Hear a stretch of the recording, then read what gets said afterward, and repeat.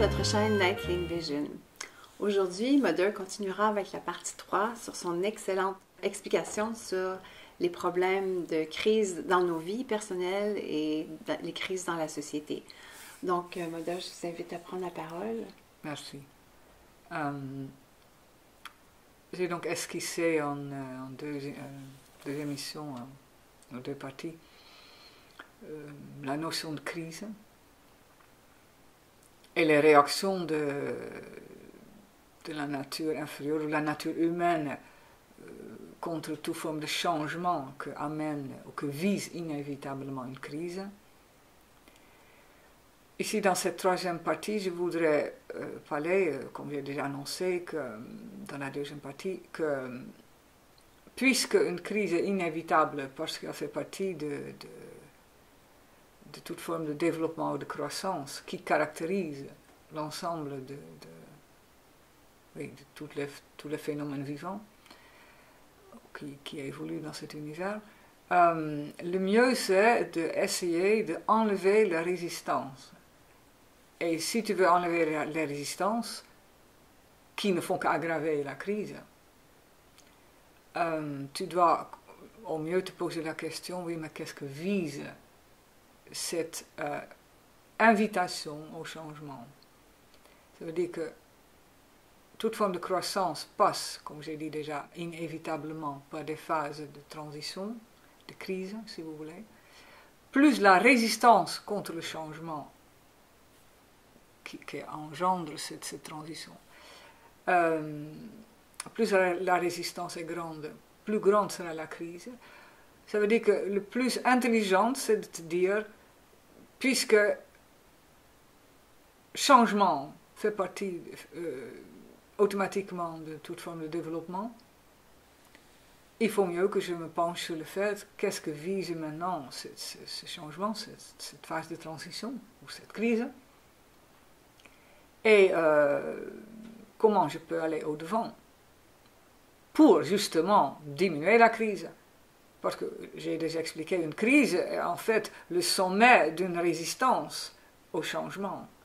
Moins la résistance est grande au changement, moins il y a une raison de subir une crise. À ce moment-là, tu subis un déséquilibre relatif, mais faisable, une réadaptation à une nouvelle situation d'harmonie. Mais actuellement, on vit dans la société occidentale et par ailleurs, de plus en plus dans le monde aussi, surtout je pense que ces pays touchés par l'occidentalisation. Je pense que ces pays ce n'est pas absolument mathématique, mais je pense que d'une manière ou d'une autre, ces pays qui sont fortement imprégnés par une forme de matérialisme dans le sens négatif, et je ne veux pas stigmatiser, mais je dirais une forme de sclérose quelconque, plus il y a le risque d'être touché par une crise. En bref, on peut dire que nous sommes tous amenés, tôt ou tard, à nous poser la question si l'ancienne situation vaut encore la peine, ou mieux, on ne pourra pas la garder. L'ancienne situation sur la Terre, et là je prends tous les pays ensemble, a créé un tel déséquilibre que ceux qui ont le plus profité de ce déséquilibre n'ont pas voulu voir. Mais au détriment donc tous ceux qui ont dû fournir les moyens pour qu'une petite minorité sur la Terre vive une vie confortable, une grande majorité a dû vivre des conditions trop contraignantes ou trop pénibles. Cet énorme déséquilibre, cet écart entre pauvres et riches, on peut dire, est devenu trop grand. Et maintenant, la Terre est intervenue. L'univers, un courant évolutionnel, la vie est intervenue pour dire oui, mais vous êtes maintenant obligés de revoir vos bases de cohabitation sur cette Terre, cette planète, de vie, d'entraide, de vie ensemble, de collaboration.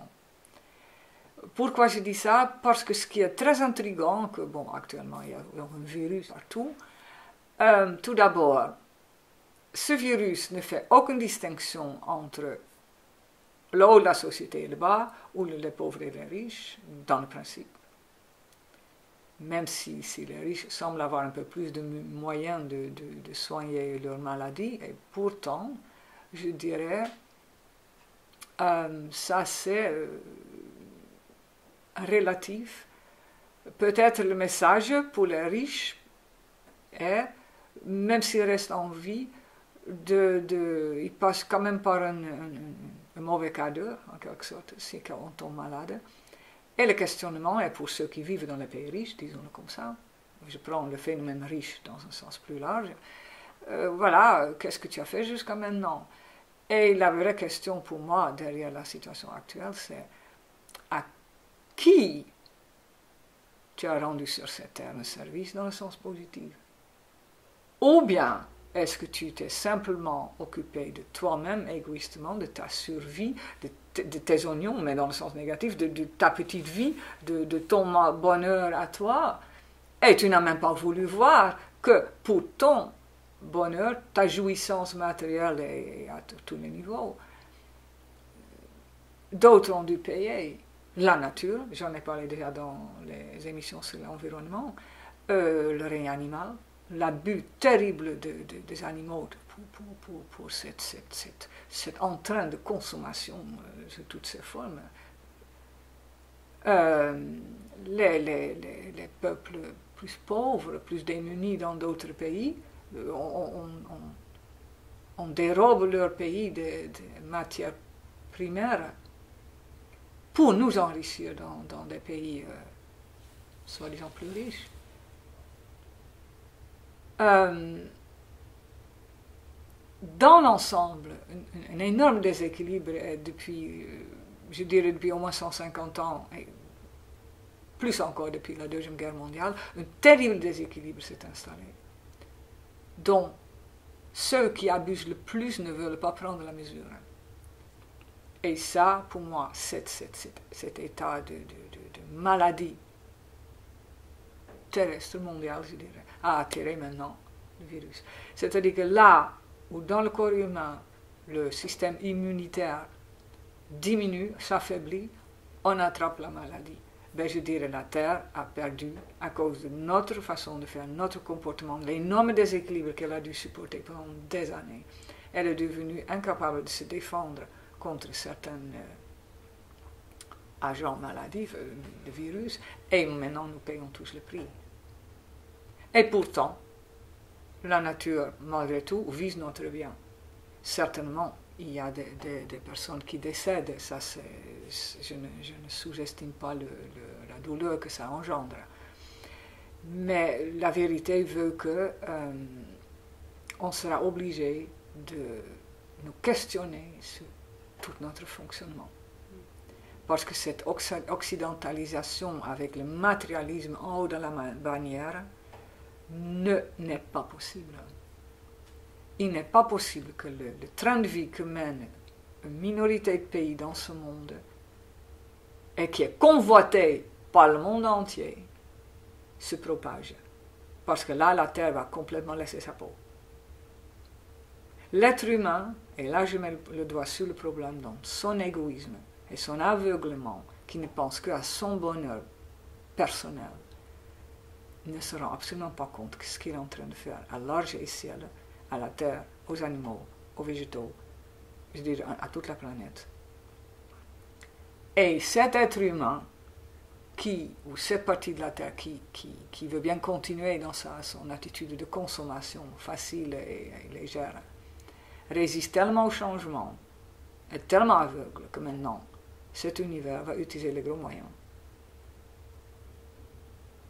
Ne nous leurrons pas sur la situation. Il ne s'agit pas d'une situation passagère. Il s'agit d'une situation qui vient de commencer. Et si nous sommes de bonne volonté et nous voulons vraiment penser les uns aux autres et d'un équilibre pour tout le monde, où tout le monde accepte de simplifier sa vie et d'assainir la situation à tous les niveaux, socialement, psychologiquement, économiquement et surtout au niveau de la nature, de collaboration avec la nature. Si nous sommes prêts à nous y mettre tous, dans ce cas, on peut aller au-devant de la crise et prendre le bon pli. Si nous résistons et continuons à ne pas vouloir voir ce qui se passe, dans ce cas, ça va être suivi par des choses encore plus importantes, j'en suis sûre. Parce que j'ai étudié les lois sur la Terre. Et je ne le dis pas pour faire peur, je dis uniquement, justement, n'ayez pas peur. Mais prenez le message. S'enfermer chacun chez soi, ce qui est déjà le reflet de cette terre. Parce que quelqu'un me disait, oui, mais on est tous maintenant confinés, enfermés chez soi. J'ai dit, mais vous l'étiez déjà. Tout le monde vivait sur son petite île, chez lui, sans tellement se soucier du voisin. Qui pensait vraiment, réellement les uns aux autres? Il y en a eu, mais pas la majorité. Je dis, soyons honnêtes, la majorité entre nous pensait uniquement à garder ses avantages matériels, sociaux, économiques, tout ce que tu veux, politique, pour soi. À la limite pour sa petite famille, mais ça s'arrêtait là. J'ai dit donc, être confiné chez vous, vous l'étiez déjà pendant des années, symboliquement parlant. En vivant sur votre île, en défendant vos intérêts personnels, au détriment de tellement de créatures dans ce monde, que vous l'êtes maintenant à cause d'une maladie, ce n'est que le résultat final d'un comportement qui a persisté depuis trop longtemps, et dont vous étiez, et là vous êtes peut-être pardonné, trop inconscient. Ça veut dire que il y a quelque chose dans cet univers qui met la pendule à l'heure, et je crains que c'était temps.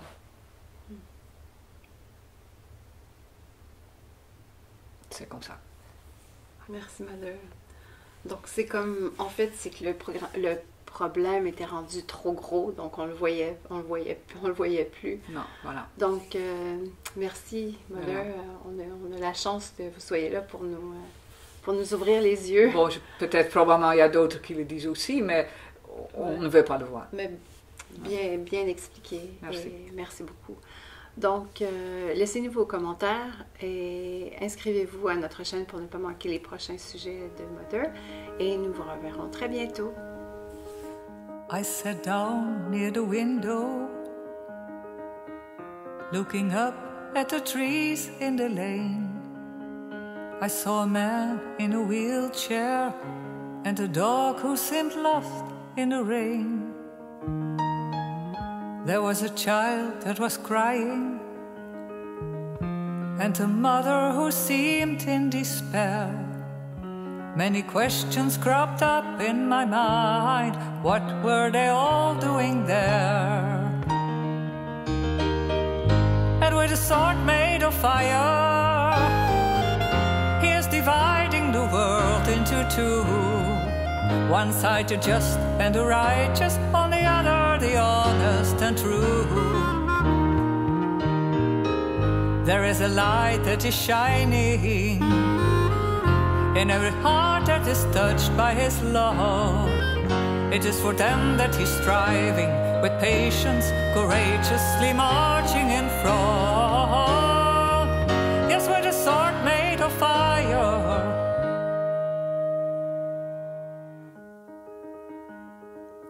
Some are poor, some are wealthy, some are weak, whereas others are strong. Some succeed, some go under, some repeat the same errors lifelong. Some eat bread full of butter, some eat pastries and others just rice. There are those who do not seem to care, where others, they try to be nice. And with a sword made of fire, He is dividing the world into two. One side the just and the righteous, on the other the honest and true.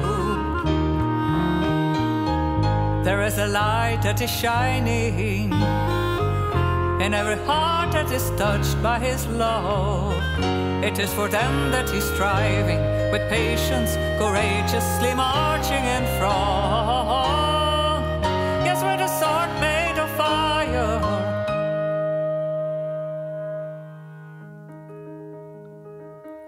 Please don't stay on the surface, Each detail of our life is profound.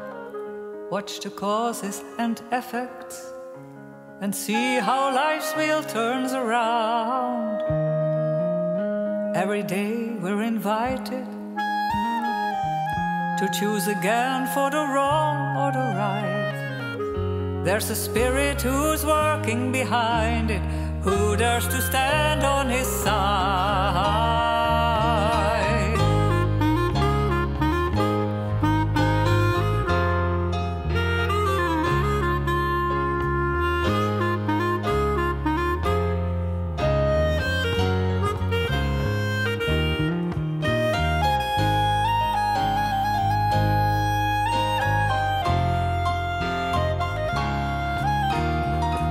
There is a light that is shining in every heart that is touched by His love. It is for them that He's striving with patience, courageously marching in front.